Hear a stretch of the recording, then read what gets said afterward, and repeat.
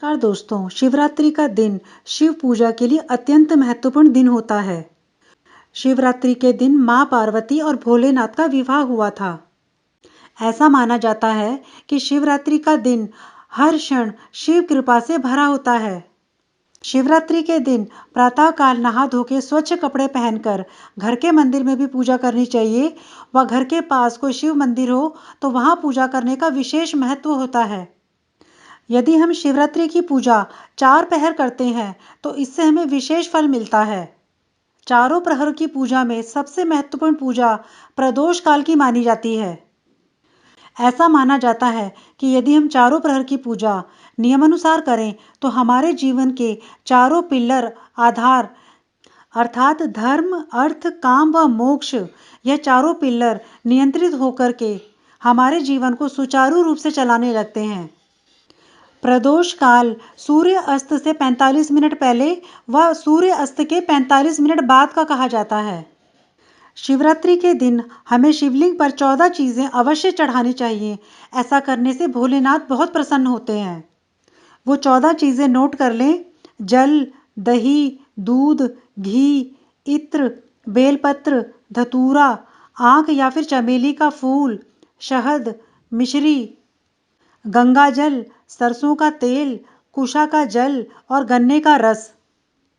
यदि आपके पास इनमें से कोई सामग्री ना भी हो तो चिंता का विषय नहीं है। भोलेनाथ केवल 1 लोटे जल में थोड़ा सा दूध मिला करके उन्हें शिवलिंग पर चढ़ा दें, उससे भी प्रसन्न हो जाते हैं। यदि संभव हो तो भोलेनाथ का प्रिय फल बेर उन्हें अवश्य चढ़ाएं।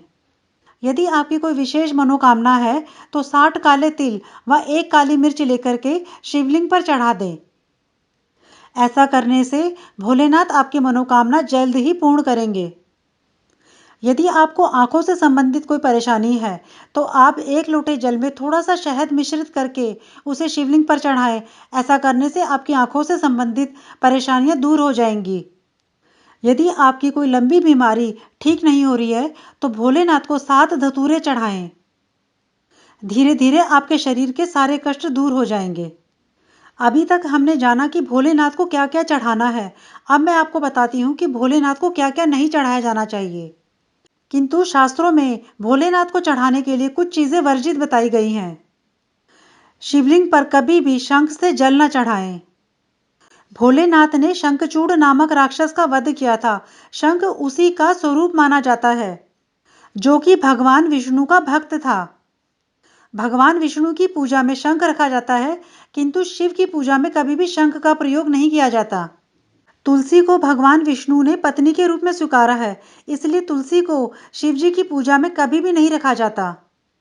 सफेद तिल भगवान विष्णु के मैल स्वरूप माने गए हैं, इसलिए सफेद तिल का प्रयोग भगवान शिव की पूजा में वर्जित है, किंतु काले तिल का प्रयोग शिव पूजा में किया जाता है।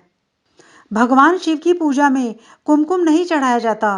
कुमकुम सौभाग्य का प्रतीक है और भगवान शिव बैरागी हैं, इसलिए कुमकुम मां पार्वती को अर्पण किया जाता है। नारियल से भगवान शिव की पूजा की जाती है, किंतु नारियल का पानी कभी भी शिवलिंग पर नहीं चढ़ाया जाता। टूटे हुए चावल अर्थात अक्षत कभी भी भोलेनाथ पर नहीं चढ़ाए जाते। भोलेनाथ की पूजा में हल्दी का प्रयोग भी वर्जित है। शिवलिंग पुरुष तत्व है और हल्दी का संबंध स्त्रियों से है, इसलिए भोलेनाथ को कभी भी हल्दी नहीं चढ़ाई जाती। भोलेनाथ को केतकी के फूल भी कभी नहीं चढ़ाए जाते। भोलेनाथ को शिवलिंग पर जल चढ़ाते समय ओम नमः शिवाय का जाप अवश्य करें। ऐसा करने से हमारी सभी मनोकामनाएं पूर्ण होती हैं।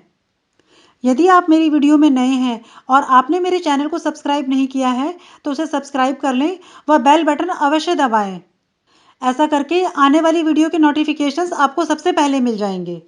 वीडियो अच्छी लगी हो तो लाइक, शेयर, सब्सक्राइब अवश्य करें। मिलते हैं अगली वीडियो में, तब तक के लिए जय भोलेनाथ।